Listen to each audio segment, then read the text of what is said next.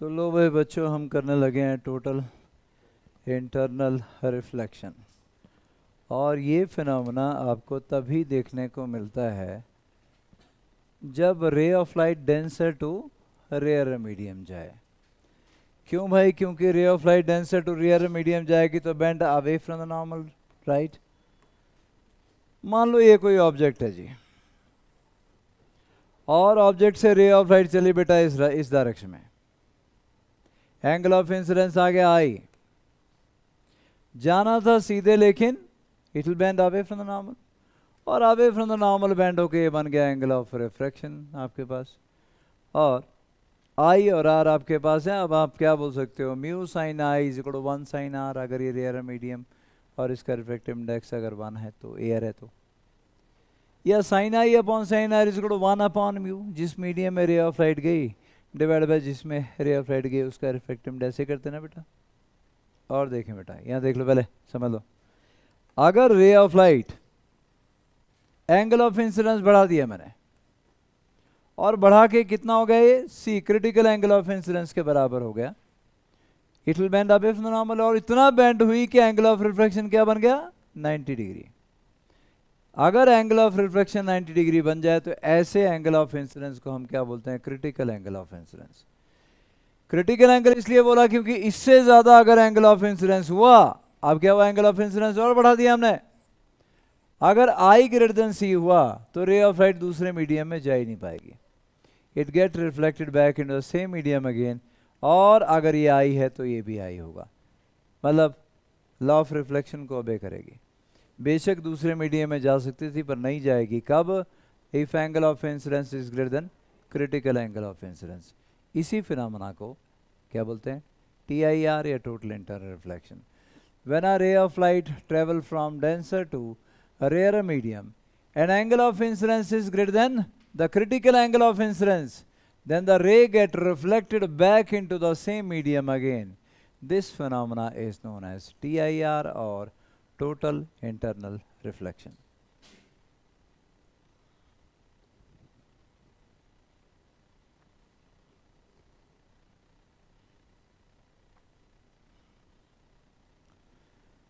तो भाई हम डेंसर टू रेयर मीडियम में हमने डायग्राम ड्रॉ किया है, क्योंकि TIR होते ही तब है जब ray of light denser to rarer medium की तरफ जाती है।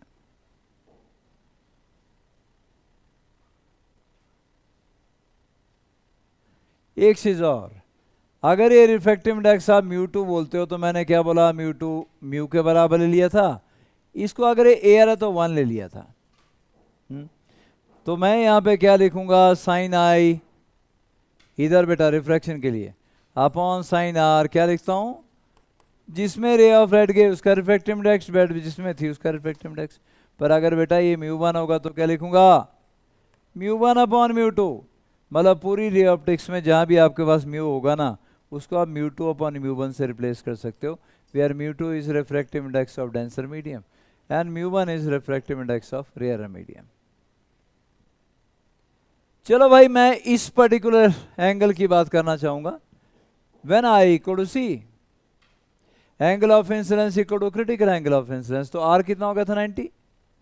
चलो इसके लिए अप्लाई करते हैं जी लॉ ऑफ रिफ्रैक्शन हम लोग, और इसके लिए जब अप्लाई कर रहे हैं तो क्या आया, sine c upon sine 90, sine 90 तो 1 हो गया ना बेटा, equal to 1 divide by mu.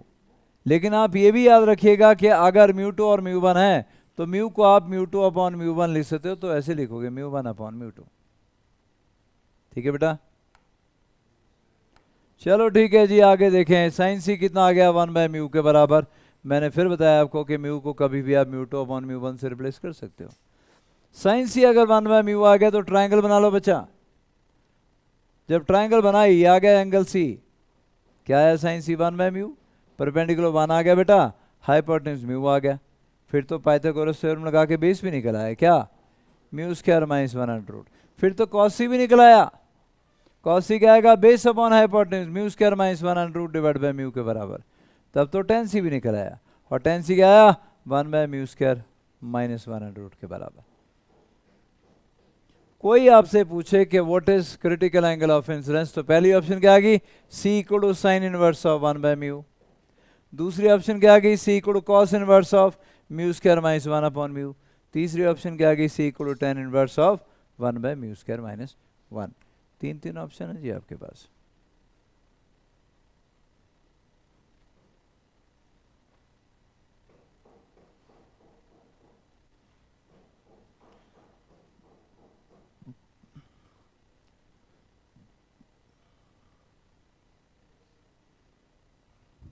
बहुत ही शानदार फिनोमेना, इसकी एप्लीकेशन भी करेंगे हम लोग।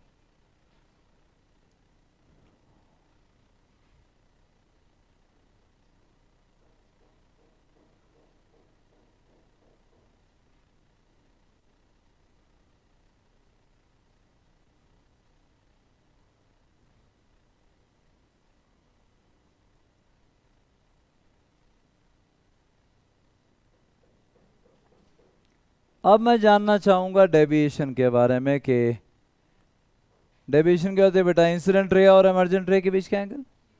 तो जब यहाँ रिफ्रैक्शन हो रही थी, ये आई है तो ये भी आई बन गया, पूरा आर है, तो डेविएशन क्या हुई बेटा, इंसिडेंट और इमर्जेंट के बीच का एंगल, ये डेविएशन हुई, क्या बन गया, डेल्टा आर माइनस आई बन गया। तो अगर रिफ्रैक्शन हो रही हो तो डेविएशन क्या आ गया, आर माइनस आई। यहाँ पर क्या आएगा, 90 माइनस आई, क्यों, ये बन गया सी पूरा 90, डेविएशन आ गई ये वाली कितनी, 90 माइनस सी डेल्टा। लेकिन जब रिफ्लेक्शन होती है तो प्लेन मिरर की तरह बिहेव करेगा। क्या याद है कितनी deviation, 180 minus 2y।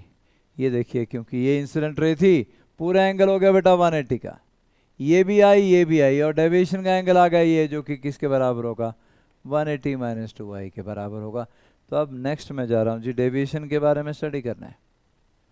Total internal reflection हो गई, साइन सी 1 बाय म्यू आ गया, cos C mu upon mu square minus 1 under root आ गया, और tan C 1 by mu square minus 1 under root के बराबर आ गया। मैं बात करने लगा हूँ जी डेविएशन रिफ्रैक्शन में, उसके बाद क्रिटिकल एंगल ऑफ इंसिडेंस हो तब डेविएशन हमने कर ली, ठीक है, और उसके बाद TIR हो गई तो हमने डेविएशन का फॉर्मूला लिख लिया। तो पहले क्या था डेविएशन का formula, delta equal R minus I, उसके बाद डेल्टा इक्वल 90 माइनस सी, उसके बाद डेल्टा इक्वल 180 माइनस 2y। तो इस टाइम हमें करना क्या है, हमने करना ये है कि डेल्टा और आई के बीच का ग्राफ भी ड्रॉ करना है। इक्वेशन तो आ चुकी है, इक्वेशन अगर आ गई तो हमने क्या करना बेटा, डेल्टा और आई के बीच का ग्राफ भी ड्रॉ करना है। पहली कंडीशन ले ले बेटा, I less than C, refraction होगी इस time, if I is less than C तो रिफ्रैक्शन होने वाली है, और रिफ्रैक्शन होगी तो डेल्टा क्या आ गया, आर माइनस आई। हम जानते हैं कि sine i upon sine r कितना आएगा, sine i upon sine r आएगा जी क्या बेटा, 1 बाय म्यू। तो साइन आर क्या आ गया, mu sine i, sine r आ गया म्यू साइन आई, तो आर कितना आ गया, sine inverse of mu sine i. बेटा डाल दो यहाँ पे आर की वैल्यू, डेविएशन आ गया बेटा sine inverse of mu sine i minus i. ये डेल्टा और आई के बीच का ग्राफ ड्रॉ करने में हेल्प करेगा। और जब हम ग्राफ ड्रॉ करते हैं इसका डेल्टा और आई के बीच में साइन आई भी इन्वॉल्व हो गया ना बेटा, तो कर्व आता है ऐसा ऐसा, ये कर्व आई लेस देन सी के लिए कर्व आ गया बेटा। और जब आई सी के बराबर होगा तो डेल्टा क्या आ गया, 90 माइनस सी। हाँ जी, आई जब सी के बराबर हो गया, आई आ गया बेटा सी के बराबर, डेल्टा आ गया 90 माइनस सी के बराबर।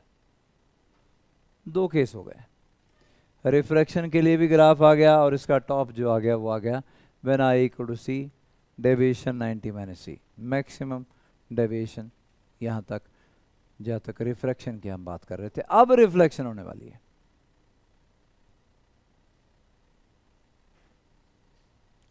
चलें रिफ्लेक्शन वाले केस में, तीसरा केस आ गया when i greater than c, deviation क्या थी 180 माइनस 2i, डेविएशन क्या थी बेटा 180 माइनस 2i। ध्यान से सुनना, C है क्रिटिकल एंगल ऑफ इंसिडेंस, और मैंने एंगल क्या कर दिया, एंगल C प्लस 0.00001 डिग्री और कर दिया। अप्रॉक्सीमेटली C तो है, C से मामूली सा थोड़ा सा ज्यादा होगा, अप्रॉक्सीमेटली इक्वल टू C, तो डेविएशन क्या आ जाएगी 180 माइनस 2C, या 2 कॉमन ले लूं, ट्वाइस ऑफ 90 माइनस सी यार। और इससे पहले डेविएशन क्या थी, व्हेन आई इक्वल टू सी, सिर्फ 90 माइनस सी। जब आई सी के बराबर था तो डेविएशन थी 90 माइनस सी। सी से मामूली सा ऊपर एंगल गया तो डेविएशन आ गई twice of 90 minus c. Graph कैसे जाएगा, सीधा ऊपर। क्यों, यहां थी 90 माइनस सी डेविएशन, अचानक से सी पर ही बस थोड़ा सा मामूली सा हमने इंक्रीज किया, क्या होगी, ट्वाइस ऑफ 90 माइनस सी। सीधा straight line, almost straight line ऊपर जाएगी, थोड़ा सा एंगल राइट को इंक्लाइन होने के साथ।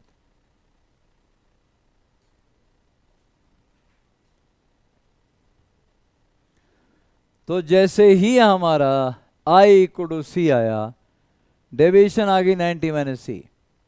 और जैसे ही सी प्लस 0.00001 डिग्री हुआ, मामूली सा ज्यादा, अप्रोक्सीमेटली सी बोल सकता हूं, TIR जब शुरू हुई, ट्वाइस ऑफ 90 माइनस सी हो गई भाई डेरिवेशन। तो मैंने सीधा डबल कर दिया, जो यहां पर थी वो यहां पर कर दिया। अब मैं देखूंगा इसका ग्राफ, किसका, ये आ गया डेल्टा 180 माइनस 2i था ना बेटा। अब सी से बड़ा आई है, इसको ऐसे लिखता हूं -2i प्लस 180, लिख सकता हूं ना भाई। डेल्टा इक्वल 180 माइनस 2i था, ट्वाइस ऑफ 90 माइनस i, ऐसा बोलो, डबल हो गया था। उसके बाद डेल्टा अगर मैं i की फॉर्म में लिखूं तो -2i plus 180, y equal to -mx plus c। ये तो स्ट्रेट लाइन ग्राफ आएगा विद नेगेटिव स्लोप -2, ऐसी स्ट्रेट लाइन। तो फिर इसका मतलब इसके बाद अब जब i c से बड़ा हुआ तो ग्राफ कैसा है, नेगेटिव स्लोप के साथ लाइन, स्ट्रेट लाइन। और फाइनली आपका जो डेविएशन है वो 0 हो जाएगा एक पर्टिकुलर एंगल पे जाके। कब 0 हो जाएगा, यहां से निकाल सकते हो, when 2i is equal to 180, right, i equal to 90 degree. जब i 90 डिग्री हो जाएगा, है ना बेटा, ये i 90 का मतलब ऐसे आ रही है रे ऑफ लाइट। जब i 90 डिग्री हो जाएगा, उसी डायरेक्शन में चलती रहेगी, फिर तो डेविएशन 0 होनी है। ये बना हमारा डेल्टा और आई के बीच का ग्राफ। ये भी वही सेम ग्राफ है, ऊपर देख लो चाहे नीचे देख लो। तो 3 केस थे, मैंने तीनों ही केस में, पहला case when i less than c, वो केस लिया।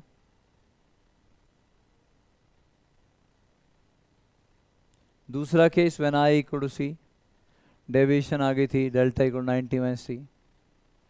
तीसरा केस सी से मामूली सा ज्यादा हमने एंगल ऑफ इंसिडेंस बढ़ाया, डेविएशन डबल हो गई, twice of 90 minus C.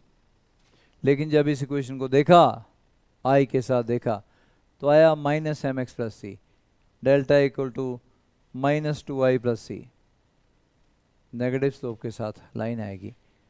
Deviation delta और आई के बीच का ग्राफ कुछ ऐसा बनेगा। क्यों बना, समझ में आ गया बेटा सबकी?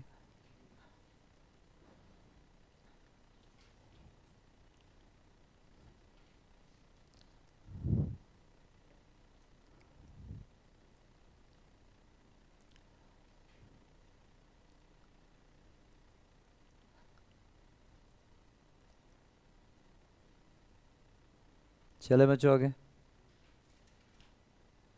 चलो जी। लो भाई, हमने ग्राफ ड्रॉ कर लिया, लेकिन ग्राफ ड्रॉ करने के साथ साथ और देखें क्या बोलना चाहते हैं।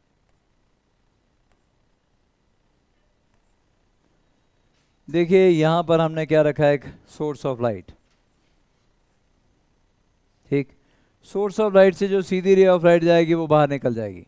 अंदर क्या है, पानी है, पानी या कोई और लिक्विड है। अब भाई लिक्विड के अंदर रखा सोर्स ऑफ लाइट, जो स्ट्रेट पे सीधी रे ऑफ लाइट जाएगी, आगे निकल गई। जो थोड़ा एंगल पे गई, away from the normal bend होकर निकल गई। जो थोड़ा और एंगल पे गई, वो away from the normal bend होकर निकल गई।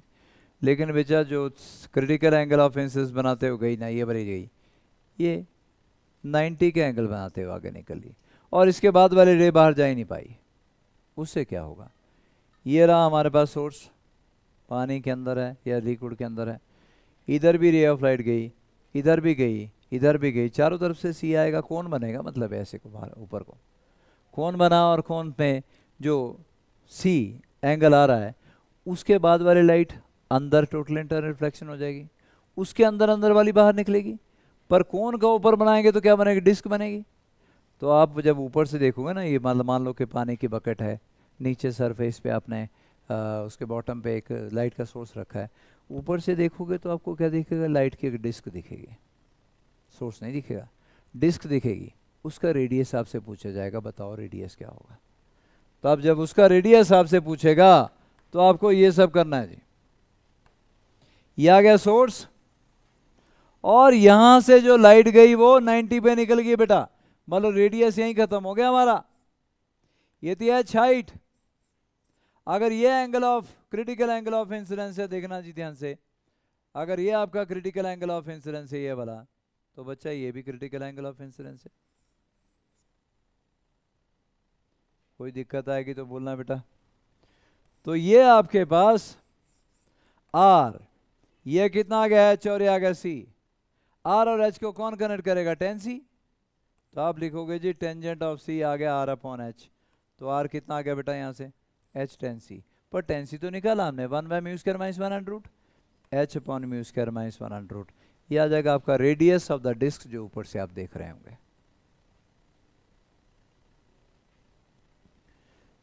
तो लिक्विड के अंदर आपने एक पॉइंट सोर्स ऑफ लाइट रखा, ठीक है जी, और उसमें से लाइट बाहर आने लगी, चारों तरफ आएगी। सी एंगल जैसे ही हुआ, सी एंगल के बाद जिससे बड़ा एंगल होगा उससे तो टी आई आर हो जाएगी, अंदर ही चली जाएगी लाइट। सी से पहले पहले ही लाइट बाहर निकली थी बस।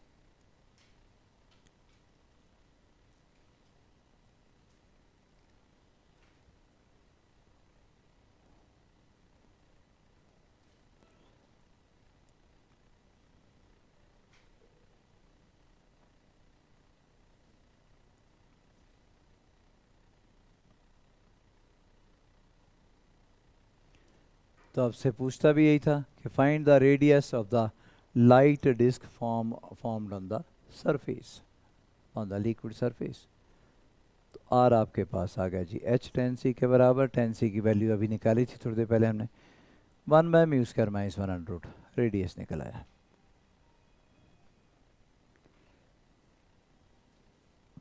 ठीक है बच्चों,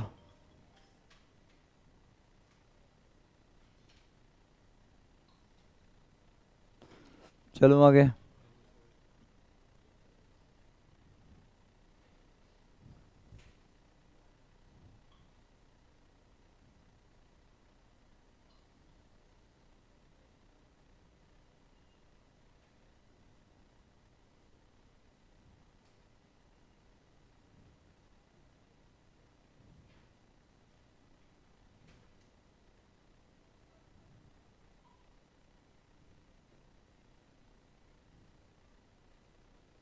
चलो भाई आगे बेटा, चलो आगे। लो भाई, टोटल इंटरनल रिफ्लेक्शन में थोड़ा सा और एडिशन कर लेते हैं। ये गॉस लॉ में मैंने आपको शायद डिराइव करवाया था कि अगर एक कोण बने यहाँ पे तो ये कितना होता है? सॉलिड एंगल बनता है। कोण में ऐसे बनेगा ना ऊपर की तरफ को solid angle, half the total angle हमने थीटा बोला था वहाँ पे। यहाँ इधर भी सी दोनों तरफ कोई लाइट ऐसे जाएगी, ऐसे ऐसे, है ना, दोनों के चारों तरफ मतलब। तो half the angle of the कोण क्या आ गया बेटा? सी। अगर हाफ द एंगल ऑफ कोण नोन हो तो वो सॉलिड एंगल ओमेगा कितना आता है? 2π × 1 - cos c। वहाँ मैंने डेरिवेशन करवाई थी कि हाफ द एंगल ऑफ कोण अगर थीटा है तो ओमेगा सॉलिड एंगल, ओमेगा क्या बेटा? सॉलिड एंगल, है ना, ओमेगा इज सॉलिड एंगल। कितना आता है? 2π × 1 - cos c के बराबर आएगा। और cos c पता है आपको क्या होता है? μ/μ², -1/√। अब आपसे क्वेश्चन क्या बोलेगा? बताओ ये सोर्स ऑफ लाइट था और लिक्विड के अंदर था, बाहर अंदर 100 वाट का सोर्स था, बाहर कितने वाट लाइट जाएगी? क्या पूछेगा कि बाहर कितनी पावर जाएगी? पावर आउटपुट बाहर कितना होगा? अंदर वाली पावर क्या है? पावर इनपुट, बाहर वाला पावर आउटपुट। बताओ। तो आप क्या बोलोगे कि भाई 4π स्टीरेडियन में पावर क्या थी? P या P इनपुट, जो भी आप बोलना चाहो। और 1 यूनिट में पावर क्या आएगी? P/4π। तो ओमेगा सॉलिड एंगल में पावर कितनी आएगी? P/4π × omega. ये P to air is P/4π × omega. और ओमेगा कितना आएगा 2 पाई इंटू 1 माइनस कॉस सी के बराबर।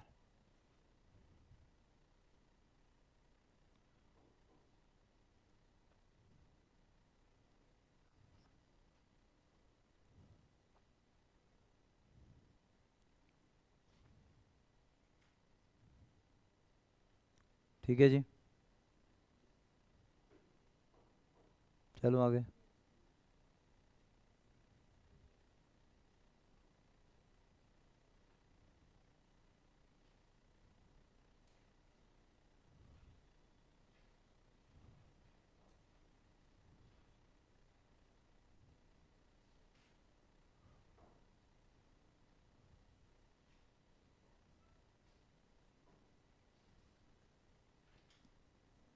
चलें जी आगे। तो भाई ये था हमारा टोटल इंटरनल रिफ्लेक्शन, लेकिन टोटल इंटरनल रिफ्लेक्शन की कुछ एप्लीकेशन भी है बेटा, तो वो एप्लीकेशन देख लेते हैं जी TIR की। अगर हमारे पास कुछ हैं तो देख लेते हैं, नहीं है तो ना सही। अच्छा, एक ये भी है एनिमेशन जैसी है जी TIR के लिए। Index of refraction mu sign C1/μ के बराबर होता है जी, है ना। तो देखिए ये हमारे पास एक लेज़र लाइट है। लेज़र लाइट यहाँ से गई क्या, rarer to denser medium, bend toward the normal. उस बार डेंसर टू रेयर मीडियम, लेकिन नॉर्मल के अलॉन्ग गई शायद, तो नॉर्मल के अलॉन्ग सीधी पास हो जाती है। लेकिन इसको अगर यहाँ जैसे किया जाए ये, तो यहाँ क्या हुआ, बाहर नहीं जा पाई है। बाहर क्यों नहीं जा पाई, क्योंकि यहाँ एंगल ऑफ इंसिडेंस, क्या मैं पेन ले सकता हूँ जी, यहाँ एंगल ऑफ इंसिडेंस ये, now this angle of incidence is greater than critical angle of incidence. और अगर ये greater than critical angle of incidence आ गया तो ऑब्वियस सी बात है TIR हो जाएगी, ये भी आई। और यहाँ TIR लेकिन नहीं हो पाई, क्योंकि यहाँ जो है एंगल ऑफ इंसिडेंस अगर मैं ड्रॉ करूँ तो ये less than critical angle of incidence था, तो यहाँ TIR नहीं हो पाई। ठीक है जी। अच्छा, और भी कुछ है क्या हमारे पास, पेन छोड़ना पड़ेगा मुझे।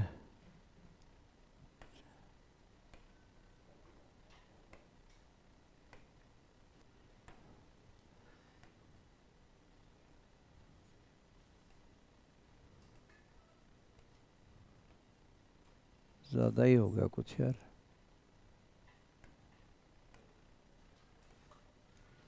चलो ये मैं खुद ही डायग्राम बना के दिखाता हूँ आपको फिर, मिरर एंड इमेजेस। और ये क्या है,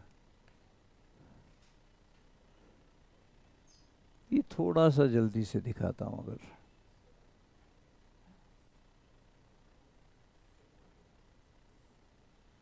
नहीं ये नहीं है वो यार, मैं कुछ और दिखाना चाह रहा था, ये तो है ही कुछ और है। चल बेटा लो,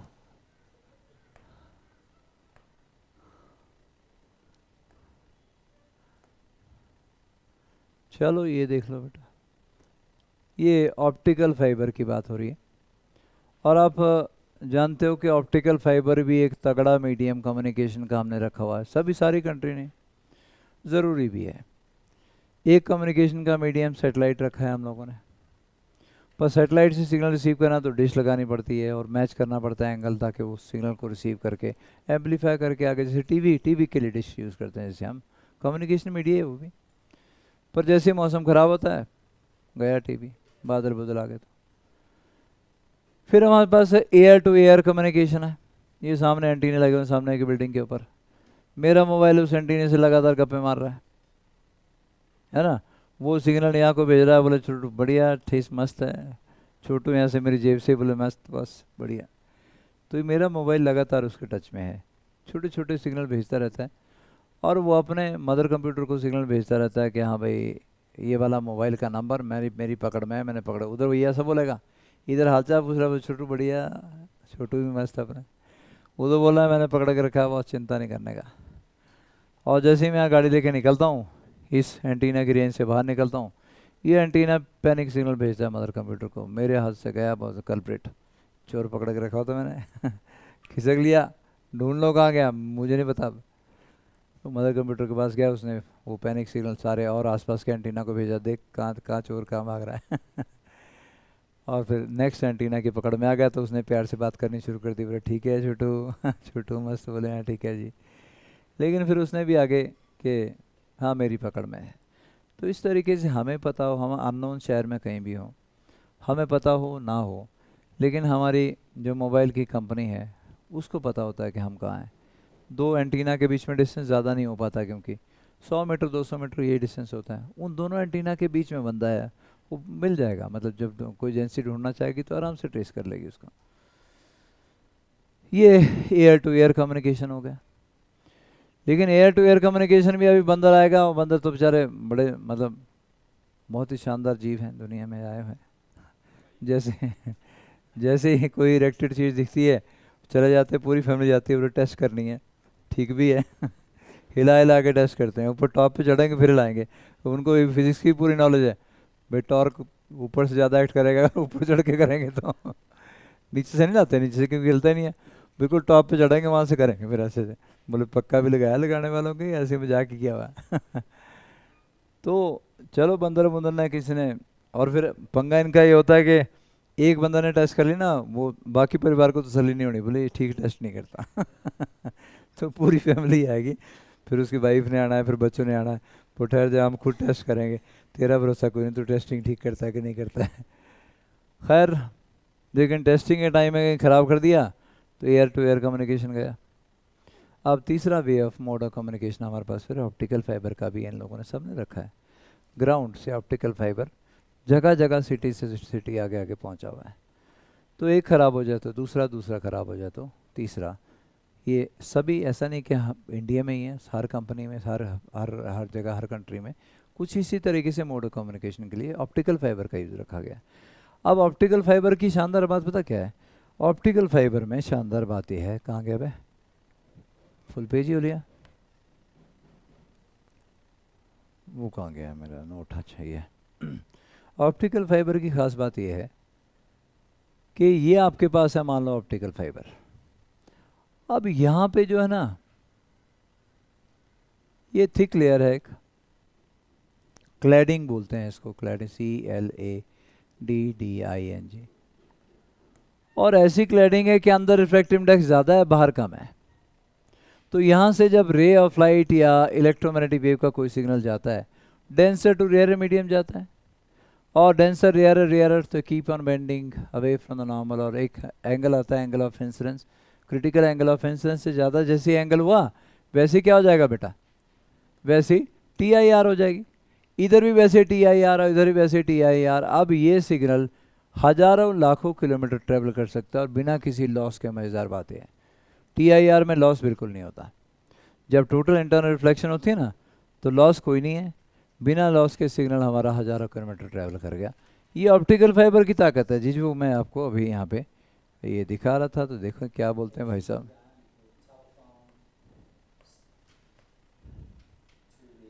ये देखो लेज़र से ना आगे ऑप्टिकल फाइबर है ये। तो TIR यहाँ पे हुई, TIR यहाँ पे हुई। और ये वाले जो है ना, ये मिलते रहे, मार्केट में मिल जाते हैं तुम्हें बेचने के लिए। यार ऐसे छोटे छोटे फाइबर वाले यार लैंप, नीचे से लैंप आता है, ऊपर से ऐसा लगता है जैसे लाइट के जैसे छर्रे जैसे बाहर निकल रहे हो। तो तू अपनी शादी में लगा लियो, ऐसा कुछ नहीं है, पर जरूरी नहीं पर ऐसे मार्केट में मिल जाते हैं। ये ऑप्टिकल फाइबर देखो, एक एंड से दूसरे एंड तक ट्रेवल कर रहा है। ये ये तो इस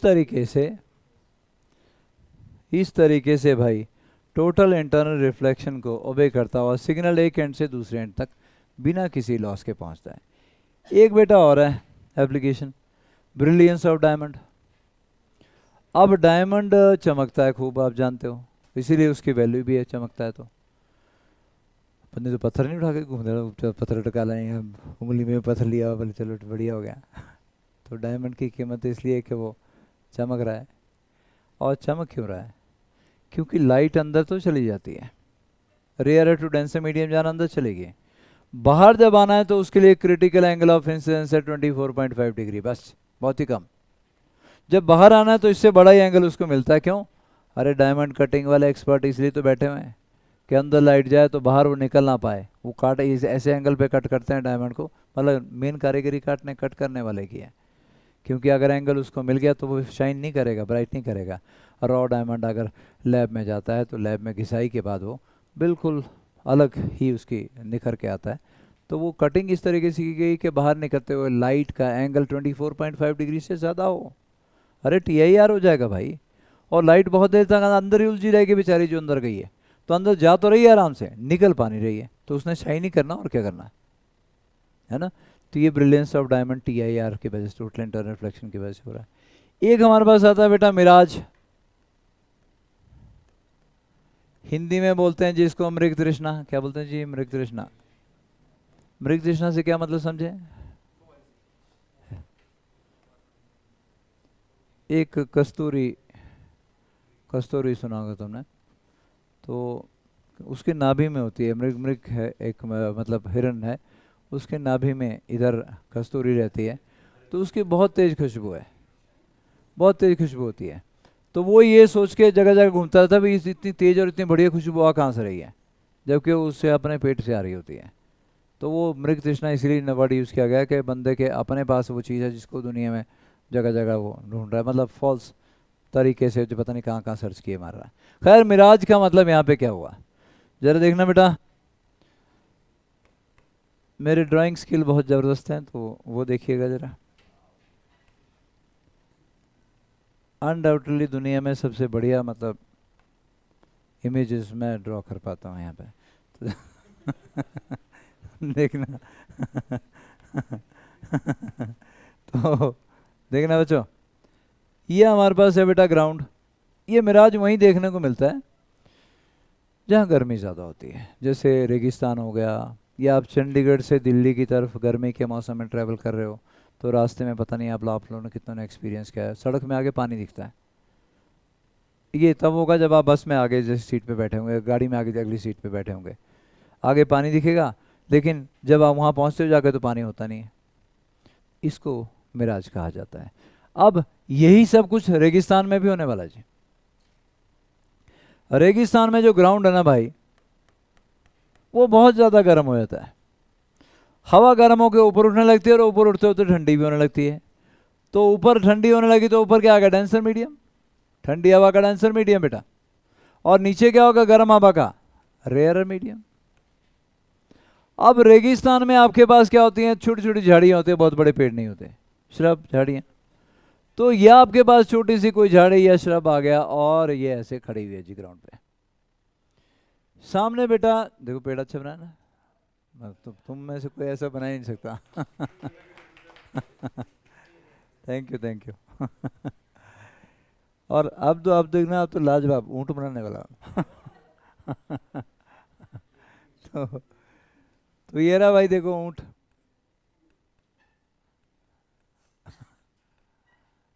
ऐसा ऐसा जैसा होता है ऊँट के, जबरदस्त बॉस, इससे जैसे ऐसा तो तुम भी नहीं बना सकते। बना सकता है? जिंदगी में बनाया कभी? चलो ऊँट देखा कभी जिंदगी में? बस तो तू नहीं पहचान पाया, दुनिया दुनिया का बेस्ट ऊँट है इस टाइम जो मैंने बनाया। जब भी कभी देखने का मौका कभी मिले तो बस एग्जैक्टली इससे खूबसूरत नहीं होगा मतलब।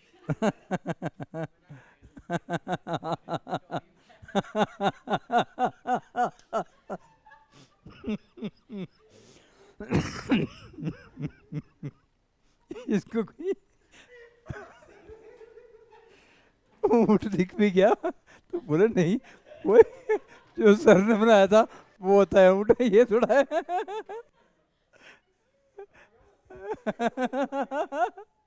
चलिए तो देख बेटा, तुमने देखा किसने ऊँट देखा?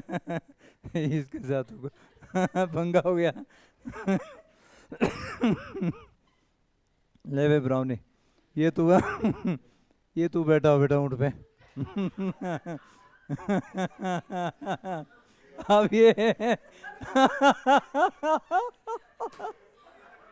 अबे अबे अबे शीशे पे जाके देखेगा अपनी जगह, बोले मैं तो नहीं हुए, मैं तो वो था।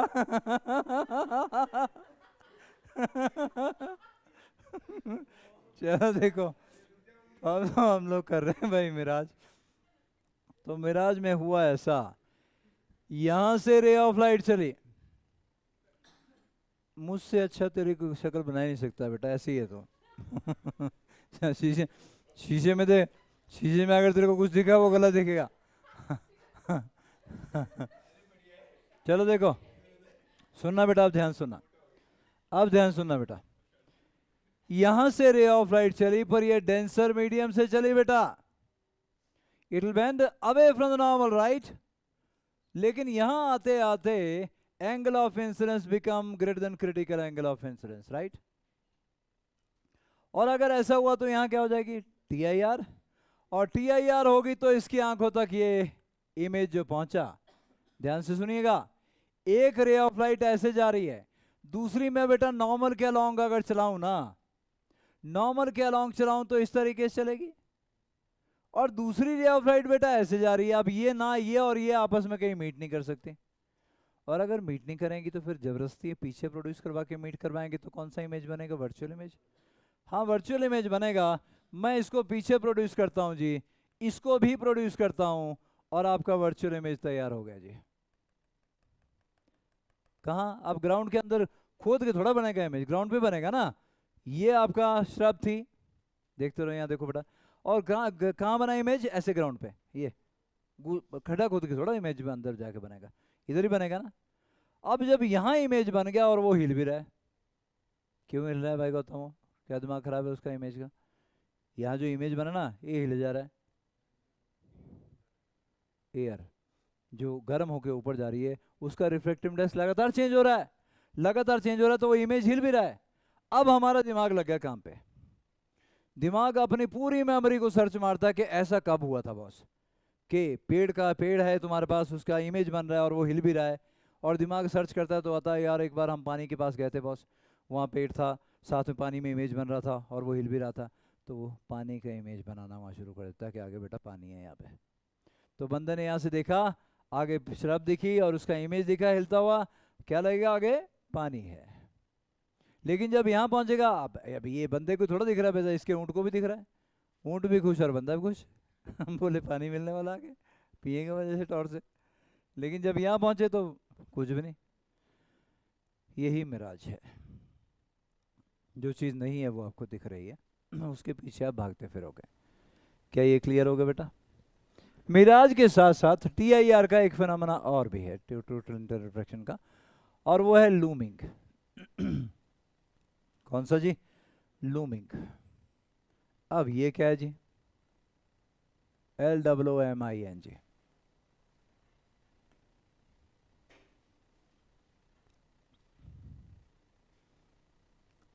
लूमिंग। अब लूमिंग क्या फिनोमेना है देखना भाई, हमारे ये बेटा यहाँ पहाड़ी एरिया मैंने शो किया, ये पहाड़ियाँ हैं, इतने खूबसूरत पहाड़ तो तुमने शिमला में भी नहीं देखे होंगे जितने मैंने बना दिए यहाँ पे, देखे भी। ऐसा ही हूँ बेटा मैं, फिर मैंने घमंड नहीं किया कभी इसी बात का बस।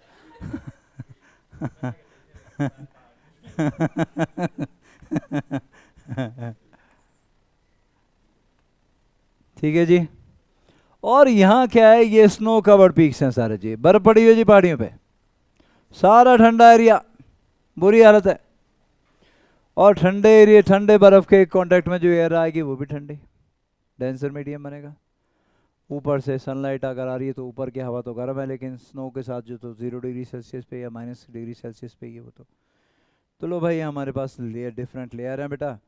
ये पहली लेयर आ गई, ये दूसरी लेयर आ गई, ये तीसरी लेयर आ गई, और इस तरीके से लेयर कौन कौन सी बेटा, यहाँ कौन सा डेंसर मीडियम सबसे नीचे ना, हाँ जी, सबसे नीचे डेंसर मीडियम, ऊपर रेयरर होता जाएगा फिर, क्यों, स्नो के कांटेक्ट में भाई ठंडी हवा डेंसर मीडियम फॉर्म करेगी। अब क्या हुआ, अब देखो क्या था कि गौतम यहाँ से खड़ा है जी। गौतम बेटा एग्जैक्ट तेरी फोटो बनाई यहाँ पे, शीशे में कुछ और दिखेगा तो वो गलत दिखेगा। हाँ छाता भी है सिर पे, छाता भी है सिर पे।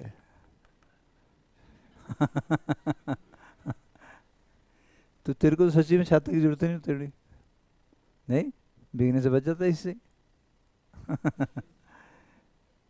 ये जी यहाँ पे बेटा एक और बंदा है, देखो ब्राउनी यहाँ पे पहाड़ों पे दूसरे, और पहाड़ के दूसरी तरफ ये ना ये इसको देख पा रहा है ना इसको देख पा रहा है, क्योंकि पीछे पहाड़ है।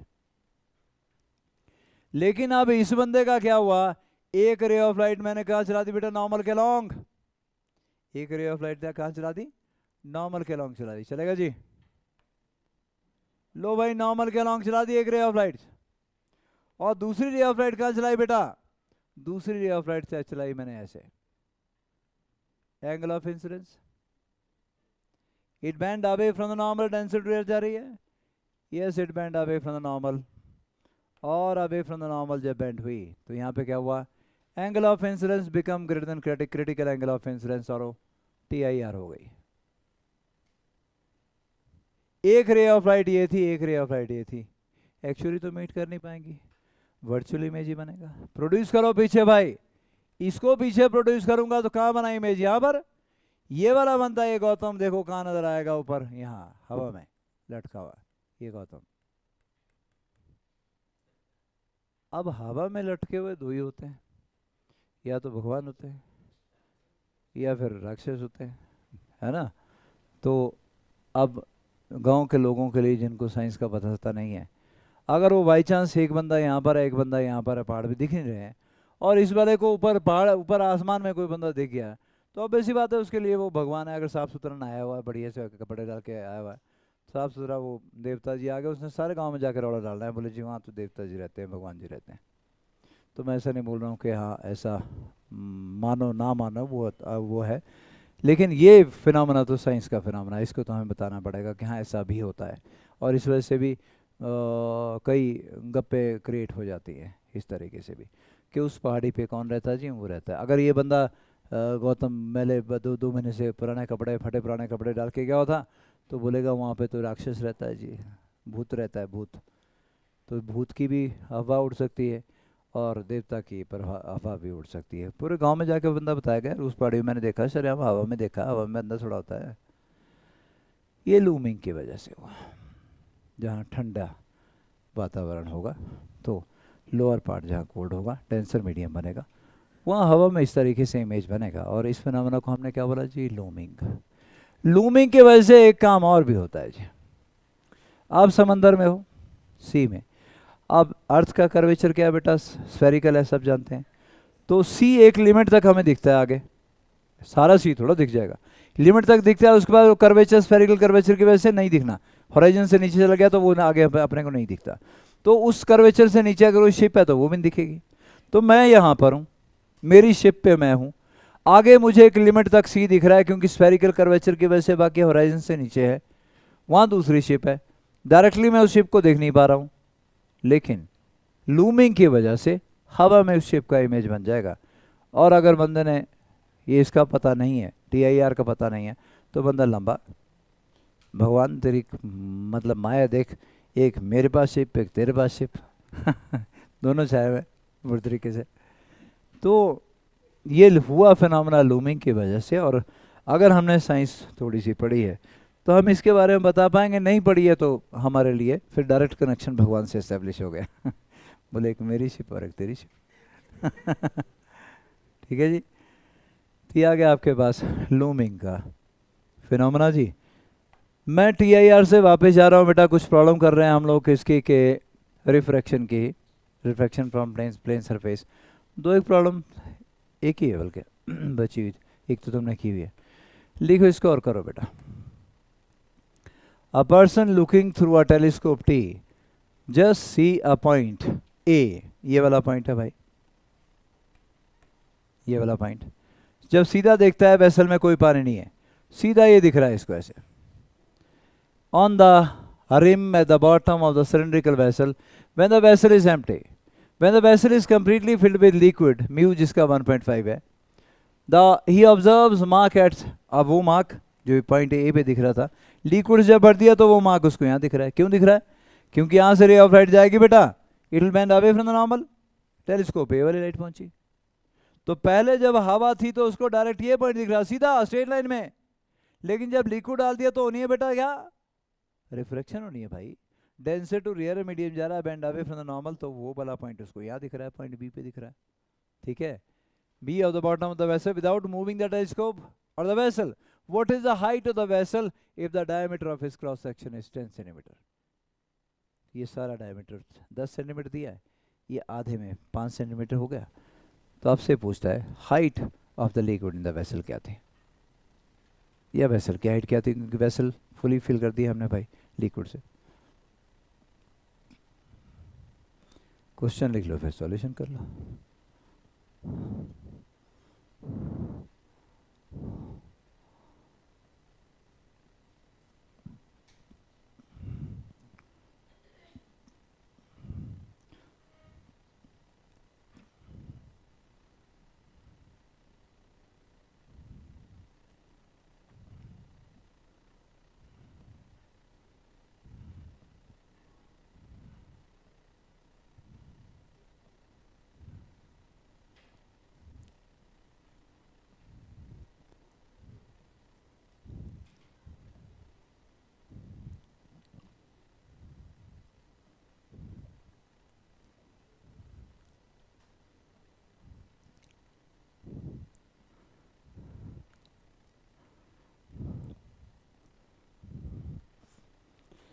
ब्राउनी को पंगा होगा कि राजस्थान चला गया, उसने उसने ऊँट नहीं पछाड़ना बोलना, ऐसा तो होता ही नहीं, मतलब ही नहीं है।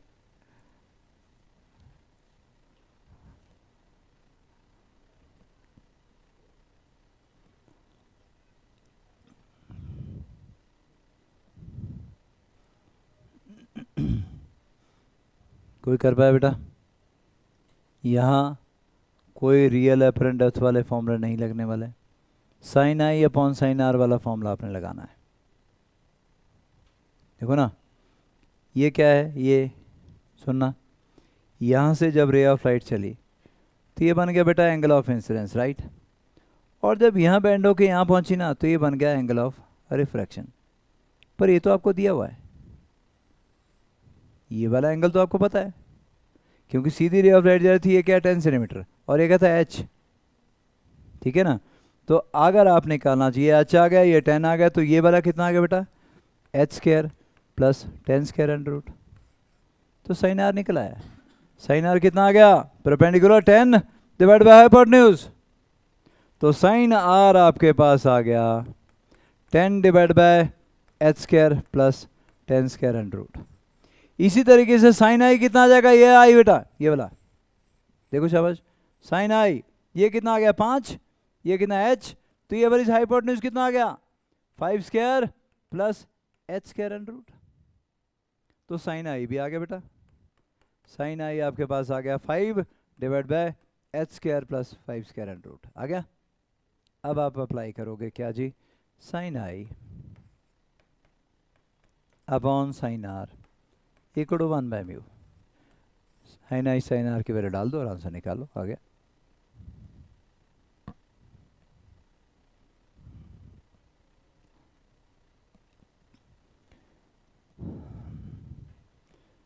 तो आज की रिकॉर्डिंग तो बंद करूँ बेटा यहीं पे।